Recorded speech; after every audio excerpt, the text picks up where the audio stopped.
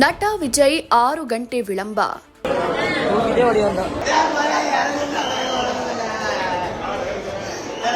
30,000ಕ್ಕೂ ಅಧಿಕ ಜನ, 39 ಜನ ಮರಣ.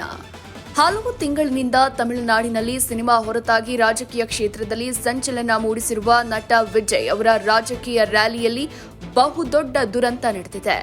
ತಮಿಳುನಾಡಿನ ಕರೂರಲ್ಲಿ ವಿಜಯ್ ಆಯೋಜಿಸಿದ್ದ ಪ್ರಚಾರ ರ್ಯಾಲಿಯಲ್ಲಿ ಭಾರೀ ಕಾಲ್ತುಳಿತ ಸಂಭವಿಸಿದ್ದು 39 ಜನ ಬಲಿಯಾಗಿದ್ದಾರೆ. ಘಟನೆಯಲ್ಲಿ 106 ಜನ ಗಂಭೀರವಾಗಿ ಗಾಯಗೊಂಡಿದ್ದು ಸಾವಿನ ಸಂಖ್ಯೆ ಏರಿಕೆಯಾಗುವ ಸಾಧ್ಯತೆ ಇದೆ. ಇನ್ನು ದುರ್ಘಟನೆ ಬಗ್ಗೆ ಪ್ರಧಾನಿ ನರೇಂದ್ರ ಮೋದಿ ಪ್ರತಿಕ್ರಿಯಿಸಿದ್ದಾರೆ. ಎಕ್ಸ್ನಲ್ಲಿ ಪೋಸ್ಟ್ ಮಾಡಿರೋ ಅವರು, ತಮಿಳುನಾಡಿನ ಕರೂರಲ್ಲಿ ನಡೆದ ರಾಜಕೀಯ ರ್ಯಾಲಿಯ ಸಂದರ್ಭದಲ್ಲಿ ನಡೆದ ದುರಂತ ತೀವ್ರ ದುಃಖಕರವಾಗಿದೆ ಅಂತ ಹೇಳಿದರು. ಘಟನೆಯ ಕುರಿತು ವಿಜಯ್ ಮೊದಲ ಬಾರಿಗೆ ಪ್ರತಿಕ್ರಿಯೆ ನೀಡಿದ್ದಾರೆ. ಎಕ್ಸ್ನಲ್ಲಿ ಟ್ವೀಟ್ ಮಾಡಿದ ಅವರು, ಮೃತರ ಕುಟುಂಬಕ್ಕೆ ಸಾಂತ್ವನ ತಿಳಿಸಿದ್ದಾರೆ.